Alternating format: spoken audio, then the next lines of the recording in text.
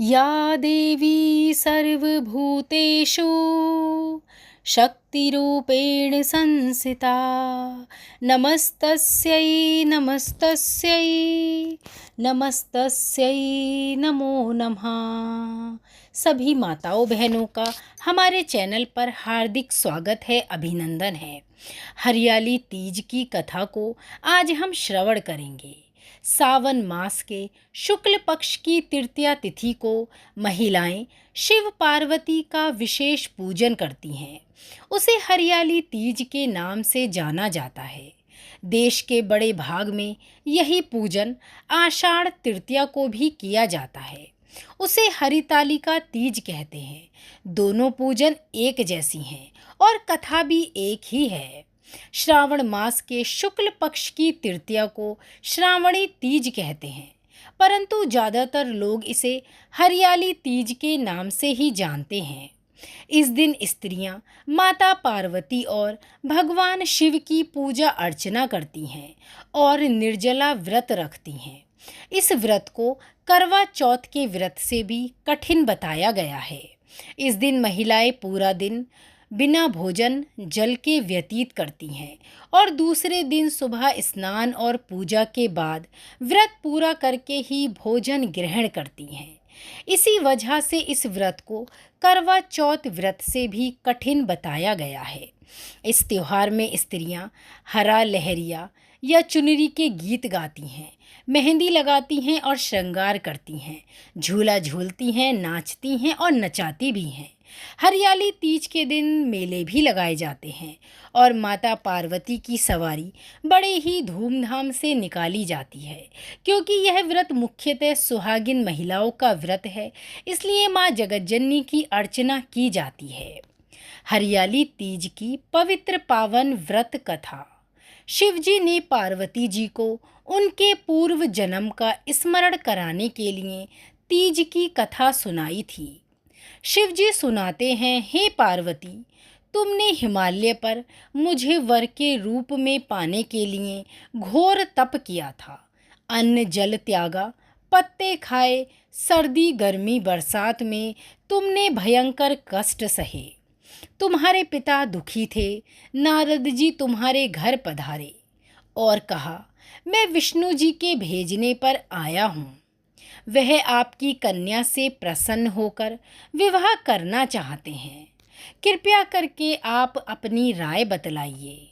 पर्वतराज प्रसन्नता से तुम्हारा विवाह विष्णु जी से करने को तैयार हो गए। नारद जी ने विष्णु जी को यह शुभ समाचार सुना दिया, पर जब तुम्हें पता चला तो बड़ा ही दुख तुमने महसूस किया। तुम मुझे मन से अपना पति मान चुकी थीं।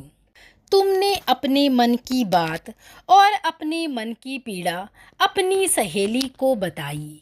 सहेली ने तुम्हें एक ऐसे घने वन में छुपा दिया जहां तुम्हारे पिताजी नहीं पहुंच सकते थे। वहां तुम तप करने लगी। तुम्हारे लुप्त होने से पिता चिंतित होकर सोचने लगे, यदि इसी बीच विष्णु जी बारात लेकर आ गए तो क्या होगा।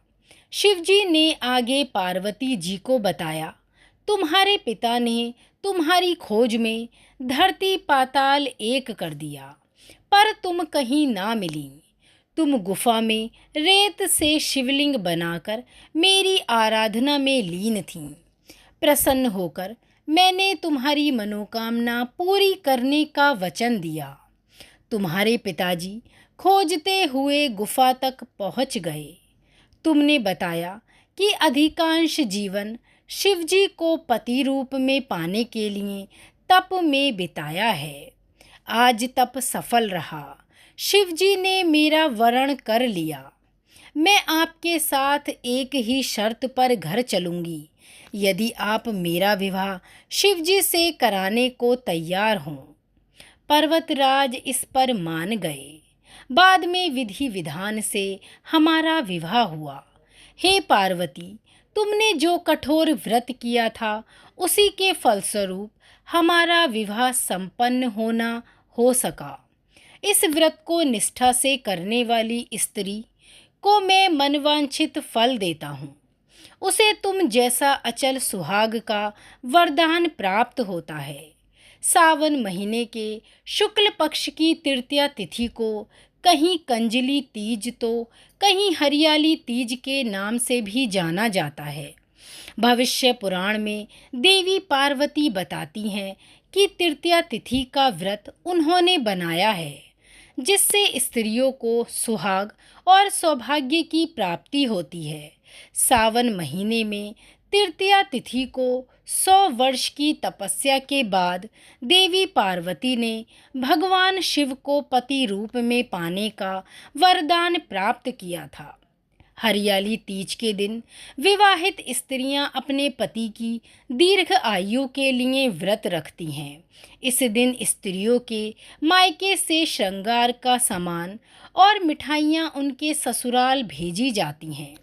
हरियाली तीज के दिन महिलाएं सुबह घर के काम और स्नान के बाद 16 श्रृंगार करके निर्जला व्रत रखती हैं। इसके बाद माँ पार्वती और भगवान शिव की साथ में पूजा करती हैं। पूजा के अंत में तीज की कथा सुनी जाती है। कथा के समापन पर महिलाएं माँ गौरी से पति की लंबी उम्र और अखंड सुहाग की कामना करती हैं। इसके बाद घर में आप चाहें तो गीत गा सकती हैं, उत्सव मना सकती हैं। भजन और लोक नृत्य भी किए जाते हैं।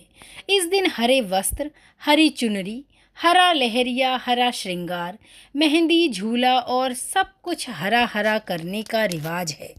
माँ जगत जननी सभी का सुहाग अखंड रखें। इसी मनोकामना के साथ हमारी ये कहानी संपूर्ण हुई। माताओं बहनों को ये कहानी, ये जानकारी अच्छी लगी हो तो इसे कृपया करके शेयर अवश्य करें। माताओं बहनों के लिए हमारी प्रार्थना है कि माँ जगतजननी पार्वती उनका सुहाग अखंड रखें। बोलिए शिव शक्ति की जय।